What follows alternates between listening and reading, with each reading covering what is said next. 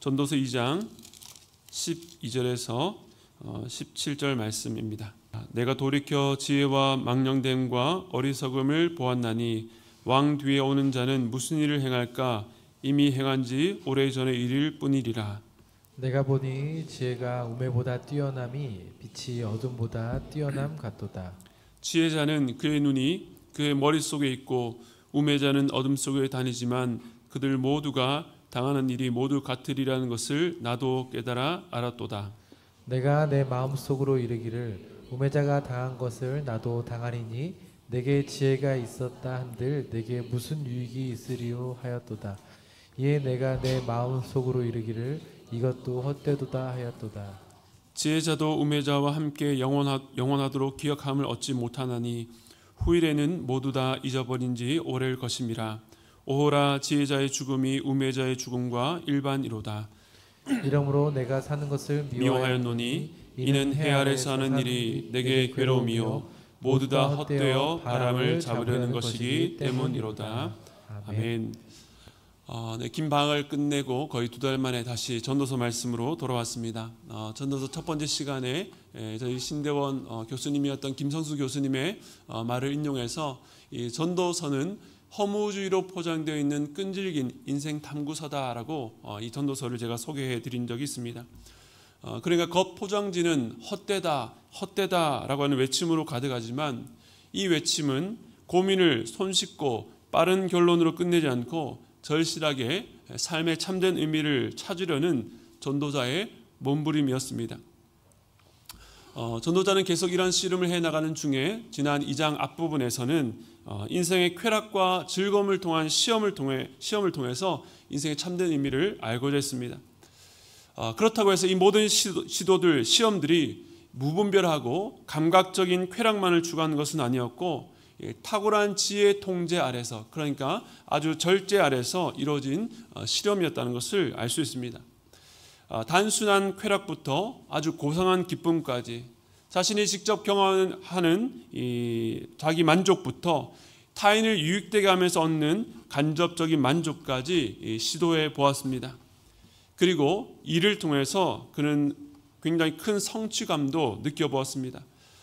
탁월한 지혜로 또 왕이라는 권세와 능력으로 에덴 동산을 만드신 하나님의 창조 사역을 모방해서 자신의 동산을 가꾸고 그를 통해서 많은 부와 또 업적을 쌓았습니다.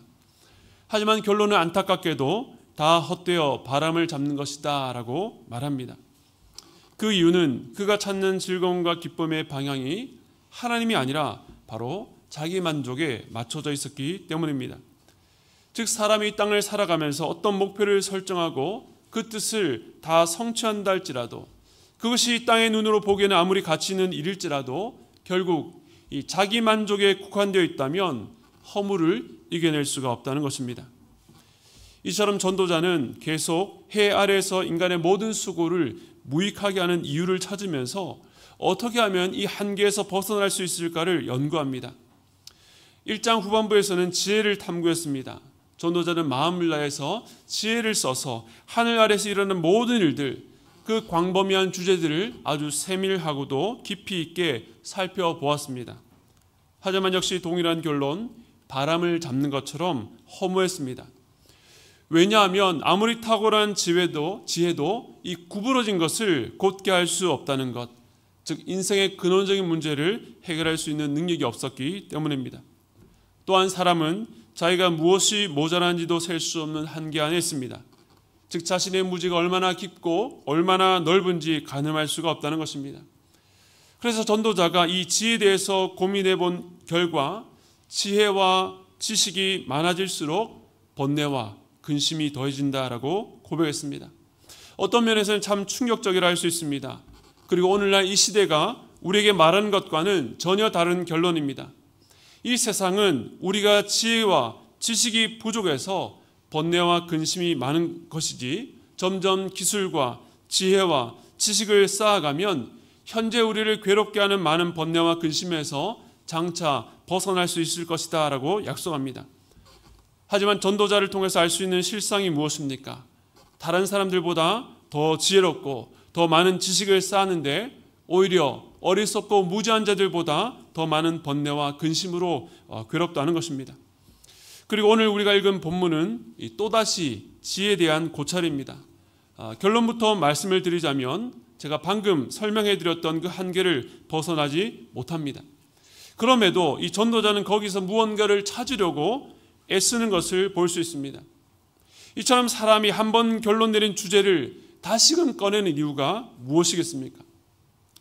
친구들이나 가까웠던 사람들과 심하게 다투고 나서 내가 다시는 너랑 연락 하나 봐라 해놓고 또다시 핸드폰을 만지작거리는 것은 미련이 남기 때문일 것입니다. 전도자가 오늘 다시 지혜에 대해서 다루는 것도 같은 이유가 아닐까 싶습니다. 여전히 이 지혜란 주제에 대해서 미련이 남았기 때문입니다. 오늘 본문 시작, 이 12절 말씀 우리 같이 읽겠습니다. 시작. 내가 돌이켜 지혜와 망령됨과 어리석음을 보았나니 왕 뒤에 오는 자는 무슨 일을 행할까? 이미 행한 지 오래전의 일일 뿐이니라. 전도자는 지혜에 대한 명확한 한계를 발견했지만 다시금 돌이켜서 지혜와 망령됨과 어리석음을 보았습니다. 정말로 지혜는 소용이 없다는 말인가? 그러면서 그 지혜와 반대편에 있는 망령됨, 어리석음과 비교해 보았습니다. 하지만 그 결론은 하반절에서 나오는 것처럼 왕 뒤에 오는 자가 행하는 일이 전혀 새롭지 않고 이미 행한 지 오래전 일일 뿐이라는 것입니다. 이 말은 앞서 1장에서 시작하면서 했던 말, 해 아래에서 새 것이 없다라는 말의 반복으로 보입니다. 지금 전도자가 관찰하고 실험했던 그 모든 일에 대해서 새로운 세대가 일어난다 할지라도 새로운 결론을 기대할 수 없는 것은 결국 앞선 세대 일과 다를 수 없다는 한계 때문이었습니다. 어떤 틀 안에 갇혀서 조금도 벗어날 길이 없습니다. 새 것이라 기대했지만 이미 행한 지 오래전의 일의 반복일 뿐입니다. 우리가 살아가는 같은 시대 속에는 지혜와 우매가 큰 차이가 있는 것처럼 보였지만 이것이 세대를 넘어서 넓게 보니까 근본적인 차이가 없다는 것을 깨닫게 된 것입니다. 그리고 이 결론은 우리 앞서 수천 년 전에 기록되었지만 우리가 살아가는 이 시대도 여전히 유효합니다. 오늘 말씀은 이러한 전체 내용을 아주 좀 더 자세하게 풀어서 설명하고 있는데 먼저 지혜와 우매가 무엇인지, 이 둘 사이는 어떤 차이가 있는지, 그럼에도 불구하고 한계가 무엇인지를 우리에게 말씀하고 있습니다. 지금까지 전도서의 논의를 보면 지혜가 마치 아무런 소용이 없는 것처럼 너무 폄하하는 것이 아닌가라는 생각이 듭니다. 지혜가 그토록 무용지물이라면 성경의 다른 본문들, 특히 잠언에서 이 지혜에 대한 엄청난 찬양시를 우리는 어떻게 받아들여야 되는가라는 문제가 있습니다. 그런데 사실 전도자도 이 지혜가 아무런 의미가 없다고 하는 것은 아니었습니다. 전도서에서도 지혜에 대한 찬사를 보내는데요. 우리 전도서 2장 13절 말씀 함께 보겠습니다. 내가 보니 지혜가 우매보다 뛰어남이 빛이 어둠보다 뛰어남 같도다. 전도자가 보니까 지혜가 우매보다 뛰어난데 그 차이가 빛과 어둠의 차이다. 그것만큼 극명하다라고 말씀합니다. 이 빛과 어둠은 어찌 비슷하다라고 말할 수 있겠습니까? 빛이 있으면 모든 것이 드러나서 잘 볼 수 있습니다. 반면에 어둠이 가득한 곳에는 캄캄해서 아무것도 보이지 않습니다. 이것은 단지 물리적인 빛과 어둠의 차이만을 말하지 않습니다. 다음 구절 14절 상반절에 보니까 지혜자는 그의 눈이 그의 머릿속에 있고 우매자는 어둠 속에 다닌다라고 말합니다. 눈이 머릿속에 있다는 말은 이 제정신으로 앞을 본다, 주의 깊게 살피고 분별력을 발휘한다는 뜻의 비유적인 표현입니다. 곧 지혜자는 현실을 바르게 인식하고 앞을 내다보며 행동합니다. 그런데 반대자는 어떻습니까? 반대인 우매자는 어떻습니까? 어둠 속을 다닌다고 합니다. 앞이 보이지 않는데 가만히 있지 않고 돌아다니면 어떤 일이 일어납니까? 여기저기 부딪히면서 다른 사람들에게 해를 끼칠 뿐만 아니라 움직이는 자신도 부딪혀서 다칠 수밖에 없습니다. 이처럼 어둠 속을 다니는 우매자는 제대로 볼 수 없다라고 하는 심각한 문제를 갖고 있습니다. 그것은 곧 이 인식 기능에 심각한 문제가 있어서 현실을 제대로 판단하고 파악할 능력이 없다는 것입니다. 그래서 이 자기 자신이나 또 자기를 둘러싼 이 주변 상황에 대해서 잘못 인식하게 됩니다. 자기 능력을 너무 과신하거나 혹은 너무 과소평가합니다. 그리고 자신이 처한 상황에 대해서도 너무 낙관적이거나 혹은 너무너무 비관적으로 생각하게 됩니다. 이렇게 자신과 주변에 대해서 잘못된 인식을 가지게 되면 언제나 잘못된 선택으로 이어집니다. 제대로 볼 수 있는 능력이 없으니까 방향성도 목적지도 명확치 않고 삶의 일관성도 없습니다. 이랬다가 저랬다가 종잡을 수가 없는 것이죠. 그래서 참 아이러니하게도 지혜가 없고 우매한 사람은 게으른 사람보다 열심히 무언가를 하는 것이 더 위험할 수 있습니다. 왜냐하면 열심히 하면 할수록 더 혼란에 빠지기 때문입니다. 그리고 더 안타까운 것은 그렇게 해서 얻은 그 결과를 받아들이지도 못한다는 것입니다. 그래서 현실을 부정하거나 회피하고 책임을 떠넘길 다른 대상을 찾습니다. 그런데 반대로 지혜자는 어떻습니까? 현실을 바르게 인식하고 분별하며 행동합니다. 이것이 우리가 하나님 앞에서 날마다 지혜를 간구해야 될 이유입니다. 여러분은 지혜자가 어떤 사람이라고 생각하십니까? 지혜자는 머리가 좋고 판단력이 우수해서 모든 일을 성공하고 늘 최고의 결과물을 내는 사람입니까? 저는 그렇게 생각하지 않습니다. 우리가 자녀들에게 지혜를 달라고 기도해야 되는 것은 모두가 공부머리가 뛰어나게 되어서 좋은 대학, 좋은 직장에 가도록 하기 위해서가 아닙니다. 하나님께서는 각 사람마다 각기 다른 달란트를 주셨습니다. 우리의 생김새와 손가락의 지문이 모두가 다른 것처럼 우리가 가진 지능의 수준도 안타깝지만 모두 다를 수밖에 없습니다. 그 말은 모두가 공부를 다 잘할 수는 없다는 것입니다. 또한 공부가 인생을 결정짓는 전부가 될 수도 없습니다. 그런데 이제 우리 다음 세대 아이들이 있는데 이 말만 듣고 오해하면 안 됩니다. 이 말은 공부를 할 필요가 없다는 뜻이 아닙니다. 우리가 학생의 신분으로 하나님께서 여러분에게 맡기신 사명이 있다면 그 나이에 열심히 배우고 익히는 일, 공부하는 것이기 때문에 최선을 다해야 합니다. 학생으로서의 본분을 가볍게 여기면서 내가 나중에 다른 무언가가 되고 나면 최선을 다할 것이다, 잘할 것이라고 기대하는 것은 착각입니다. 다만 제가 이런 말씀을 드리는 것은 우리 열심히 공부하고 노력했지만 성적이 우리가 기대하는 만큼 나오지 않을 수도 있으니 그때 기억해야 될 것, 성적 때문에 너무 낙심하거나 낭망하지 말라는 것입니다. 성적 때문에 여러분 인생을 향한 하나님의 기대를 꺾어버려서는 안 됩니다. 그래서 우리는 지혜를 구해야 됩니다. 우리에게 필요하고 구해야 될 것은 지혜이지 시험을 잘 칠 수 있는 머리가 아니라는 것입니다. 저는 오늘 전도서가 말하는 지혜와 우매의 차이를 묵상하면서 이 지혜자는 이 최고의 머리, 최고의 명석함을 갖고 어떤 공동체에서든 머리가 되는 사람이 아니라 이 바르게 보는 사람이라는 것을 깨닫게 되었습니다. 전혀 실패하지 않고 무조건 성공하는 길로만 가는 사람이 아니라 때로는 실패할 수도 있고 넘어질 수도 있지만 그 가운데서도 배우고 일어서서 다시 앞으로 나가는 사람입니다. 그러기 위해서 필요한 것이 무엇입니까? 하나님께서 자기에게 주신 달란트가 무엇인지를 분별하고 자기에게 주어진 여건과 환경을 바르게 인식하고 살아가는 것입니다. 그리고 도전해보는 것입니다. 실패할 수도 있고 넘어질 수도 있지만 지혜자는 거기서도 배울 수 있습니다.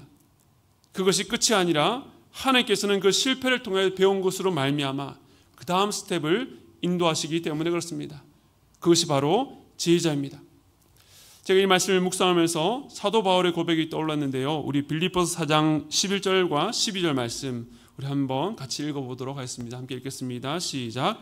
내가 궁핍함으로 말하는 것이 아니라 어떠한 형편에든지 나는 자족하기를 배웠노니 나는 비천에 처할 줄도 알고 풍부에 처할 줄도 알아. 모든 일 곧 배부름과 배고픔과 풍부와 궁핍에도 처할 줄 아는 일체의 비결을 배웠노라. 아멘. 사도 바울은 하나님께서 주신 지혜가 있었습니다.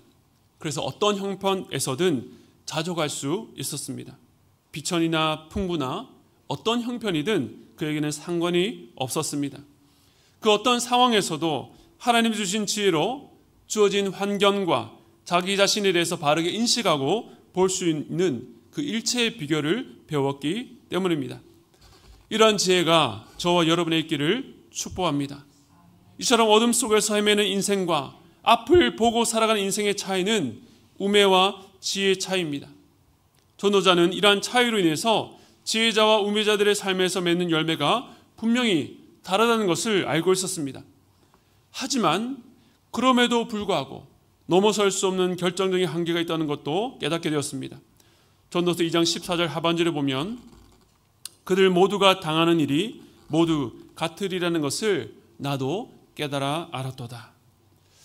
지혜자나 우매자나 모두 당하는 일이 같다는 것을 깨닫게 되었습니다.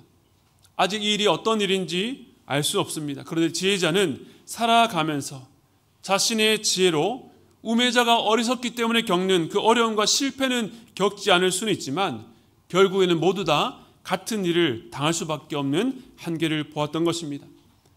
그것은 인간이기 때문에 피할 수 없는 숙명 같은 일입니다. 여기서 당한다라고 했는데 누구도 피할 수 없어서 닥치면 겪을 수밖에 없는 일입니다. 다음 구절에도 비슷한 표현이 이어지는데요. 우리 전도서 2장 15절 말씀 함께 읽겠습니다. 내가 내 마음속으로 이르기를 우매자가 당한 것을 나도 당하리니 내게 지혜가 있었다 한들 내게 무슨 유익이 있으리요 하였도다. 이에 내가 내 마음속으로 이르기를 이것도 헛되도다 하였도다. 전도자는 앞서서 이 지혜자나 우매자 모두 당하는 일이 같다라고 하는 일반적인 사실을 깨닫고 방금 읽었던 15절에서 그것을 자기 개인에게 적용시켜 보았습니다. 여러분 이것이 중요합니다. 일반적인 그 진리를 자기 자신에게 개인적으로 적용시켜 보아야 합니다. 그런데 어리석은 자들은 어떻습니까? 모두에게 일어난 일이 자신에게는 일어나지 않을 것이라고 기대합니다. 주변 사람들이 헛된 욕망으로 잘못된 길을 가다가 넘어진 것을 보면서도 자신만큼은 그런 일에서 예외일 거라고 생각합니다. 한탕주의, 일확천금, 헛된 욕심을 꿈꾸며 살다가 크게 넘어지는 사람들을 보면서도 배우지를 못합니다. 그런데 지혜로운 전도자는 어떻게 합니까? 우매자가 당한 일을 나도 당하겠구나라고 생각했습니다. 여기서 말하는 그 일이란 바로 죽음을 말합니다. 즉 지혜자나 우매자나 죽음을 피할 수가 없습니다. 마찬가지로 이 땅에 부자로 태어났거나 가난하게 태어났거나 건강하게 태어났거나 장애를 가지고 태어났거나 이 세상에서 사람들이 살아가는 모습을 보면 그렇게 불평등해 보입니다. 그런데 모두가 죽음 앞에서는 평등해집니다. 죽음 앞에서는 지금껏 자기가 누렸던 부나 건강 그 어떤 소유도 무익하게 됩니다. 이처럼 지혜는 인생에게 분명한 차이, 현실적인 유익을 주지만 모두가 당할 수밖에 없는 죽음 앞에서는 무익할 수밖에 없는 것입니다. 그래서 전도자가 하는 말이 나도 우매자들처럼 죽는다면 내게 있는 많은 지혜가 무슨 소용인가? 결국 지혜도 헛되다는 것입니다. 그런데 전도자가 죽음이라는 현실 앞에서 좌절하는 것을 보면 그의 시선이 단지 자기가 살아가는 삶에만 있는 것이 아니라 그 현실 넘어 있다는 것을 발견하게 됩니다. 그래서 그는 이 죽음이라는 한계를 넘어설 수 없어도 자기의 삶이 자신의 생에 넘어 후대 사람들에게 의미가 있기를 바랬습니다. 전도자도 죽음 자체를 부정하려는 것은 아닙니다. 사람은 영원한 존재가 아니며 모두가 언젠가는 죽음 앞에 선다는 것을 그도 알았습니다. 그렇기 때문에 그가 기대한 것은 바로 기억됨이었습니다. 그래도 사람들은 죽은 뒤에 이 지혜자와 우매자를 다르게 기억해 주지 않을까? 지혜자가 이 땅에서 남긴 업적과 유익이 후대에 영향을 주고 계속 이어서 발전시켜 주지 않을까라는 기대가 있었습니다. 그는 이 기억을 통해서 무언가 전수되고 이어지기를 원했습니다. 그런데 전도자가 이렇게 말합니다. 16절에 보면 지혜자도 우매자와 함께 영원하도록 기억함을 얻지 못하나니 후일에는 모두 다 잊어버린 지 오래일 것임이라. 오호라 지혜자의 죽음이 우매자의 죽음과 일반이로다. 지혜자나 우매자나 모두 함께 영원하도록 기억함을 얻지 못한다라고 고백합니다. 후일에는 모두 다 잊혀집니다. 그 사람을 기억하지 못한다는 것은 그 사람이 행한 일, 그의 존재가 모두 망각된다는 것입니다. 마치 원래 없었던 자처럼 잊혀집니다. 잊혀진다는 것만큼 사람을 쓸쓸하게 만드는 것이 있을까 싶습니다. 그렇게 뜨겁게 사랑하고 자신의 모든 것을 갈아 넣을 정도로 힘썼던 일이 후대에 모두 잊혀지고 말 것이라면 얼마나 허망하겠습니까? 그래서 전도자는 지혜자의 죽음이나 우매자의 죽음이 다르지 않고 같다고 말합니다. 살아있는 모든 자들, 그가 지혜자이든 우매자이든 모두 잊혀질 수밖에 없기 때문입니다. 그래서 전도자는 이런 결론에 이르게 됩니다. 우리 17절 말씀 함께 읽겠습니다. 시작. 이러므로 내가 사는 것을 미워하였노니 이는 해 아래에서 하는 일이 내게 괴로움이요 모두 다 헛되어 바람을 잡으려는 것이기 때문이로다.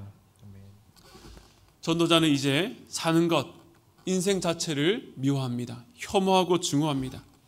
아무리 지혜로 무언가를 만들고 후대에 남겨주려고 해도 결국 다 잊혀진다면 해 아래서 지혜로 무언가를 열심히 하는 것이 무슨 의미가 있는지, 단지 나 하나 지혜 덕분에 잘 살았다고 하는 것이 무슨 유익인지 참으로 괴롭고 헛되다라고 말합니다.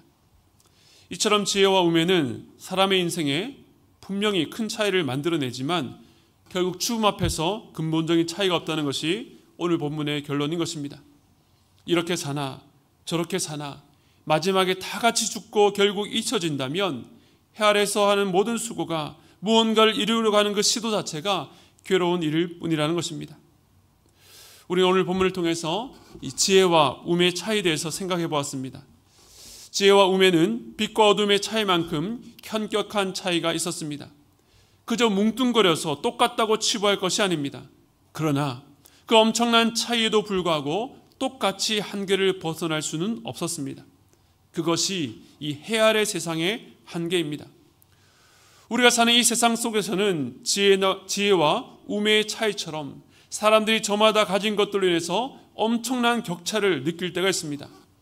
외모나 건강, 경제력, 그가 가진 실력과 성격까지 넘사벽이라는 말처럼 결코 넘어설 수 없는 나와는 완전히 다른 존재처럼 느껴지는 사람들을 만날 때가 있습니다. 그 앞에서 우리의 존재는 한없이 작아지고 초라하게 느껴질 수도 있습니다. 그러나 그 탁월한 것들도 결국 죽음 앞에서는 모든 것을 내어놓고 사라질 수밖에 없습니다. 즉 사람이 살아있는 동안에만 자기가 가진 것들로 유익을 누리지만 모든 사람이 가야 될 길, 죽음과 함께 스스로에게나 후대에게도 잊혀지는 존재가 바로 인간의 삶이라는 것입니다. 그런데 만일 인생이란 그냥 나 혼자 이 세상에서 잘 살다가 죽으면 끝이라고 여기는 분들이 있다면 오늘 이 전도자가 느끼는 한계가 별로 공감되지 않을 수도 있습니다. 그러나 하나님은 우리에게 단지 이 세상에서의 삶으로 만족하는 것이 아니라 영원을 사모하는 마음을 주셨습니다. 내가 지금 살아가는 삶만이 아니라 그 삶 너머에서도 우리의 삶이 의미가 있기를 원합니다. 만약 그런 소원이 우리에게 있다면 우리는 어떻게 살아가야 됩니까? 먼저 우리는 이 땅 위에서 우매자가 아니라 지혜자로 살아야 합니다. 어둠 속을 헤매며 방황하는 것이 아니라 우리의 눈이 우리의 머릿속에 있는 것처럼 바르게 분별하고 보고 살아가야 합니다. 그래서 우리는 날마다 하나님께 지혜를 간구해야 됩니다. 하지만 우리가 구하는 지혜는 단지 우매자와 다른 삶을 살기 위한 것이 되어서는 안 됩니다. 단지 이 땅에서 유익을 위한 용도, 수단에 그쳐서는 안 됩니다. 그렇게 되면 결국 죽음을 벗어날 수 없는 한계에 그칠 수밖에 없기 때문입니다. 그래서 저는 오늘 설교의 마무리를 이 말씀으로 하기를 원합니다. 우리 잠언 9장 10절 말씀, 여러분 잘 아는 말씀인데요. 우리 같이 한 번 더 읽겠습니다. 시작. 여호와를 경외하는 것이 지혜의 근본이요 거룩하신 자를 아는 것이 명철이니라. 아멘. 지혜와 명철이 여호와, 거룩하신 자와 연결되어 있습니다. 그냥 관계 있는 정도가 아니라 깊은 인격적인 관계로 연결되어 있습니다. 지혜의 근본, 즉 지혜는 여호와를 경외함에서 시작됩니다. 하나님이 어떤 분이신지를 알며 그분께 합당한 태도로 반응하는 것입니다. 이에 반해서 세상의 지혜, 지식은 어떻습니까? 사람이 거기에 얼마나 시간을 투자하고 얼마나 힘을 쏟냐에 따라서, 얼마나 많은 지식들을 자기 것으로 만드냐에 따라서 달려 있습니다. 그렇기 때문에 이 세상의 지혜는 비인격적입니다. 우리 주변에 인성이나 인품이 좋지 못한데도 똑똑한 사람들도 종종 있습니다. 그것은 그 지혜가 자신의 욕구를 섬기고 있기 때문입니다. 자기에게만 유익이 된다면 다른 어떤 관계나 권위의 제한을 받고 싶어 하지 않습니다. 하지만 하나님의 백성들, 하나님이 주시는 지혜, 우리가 바라고 구해야 될 지혜는 바로 여호와를 경외함, 즉 여호와를 두려워하고 살아가는 관계 속에 주어집니다. 하나님과의 관계에서 오는 영적인 통찰력입니다. 그러니 하나님을 떠나서는 이 지혜를 가질 수도 누릴 수도 없습니다. 그리고 놀라운 것은 이 하나님께 연결된 지혜가 우리의 삶을, 유한한 삶을 죽음 너머까지 이끌어 준다는 것입니다. 이 지혜는 우리 자신을 향하지 않고 지혜를 공급하시는 하나님께로 향해 있기 때문입니다. 사랑하는 성도 여러분, 이 땅에서만 유효한 세상의 지혜나 지식이 아니라 영원하신 하나님과 잇대어 그 하나님을 경외하면서 오는 지혜를 사모하고 누리시기 바랍니다. 우리가 무지하고 우매하여서 하나님의 지혜가 필요할 때에 단지 필요한 정보만 달라고 요청하는 비인격적인 기도가 아니라 우리의 일상 속에서 하나님을 알아가며 더욱더 사랑하고 경외하시기 바랍니다. 여러분 일상에서 내리는 선택과 판단이 하나님께서 기뻐하시는 결정이 되도록 겸손히 지혜를 구하는 여러분 되시기 바랍니다. 그러기 위해서 하나님을 알아가셔야 합니다. 하나님을 경외해야 합니다. 하나님을 사랑하셔서 그분을 존중히 여기고 하나님을 두려워함으로 사랑해야 하는 것입니다. 하나님은 그러한 자를 반드시 하늘의 지혜로 인도하실 것입니다. 세상에서 차이를 만들어내는 것에 족한 것이 아닌 이 세상이 줄 수 없는 하나님의 지혜를 사모하는 저와 여러분 되시기를 간절히 축원드립니다.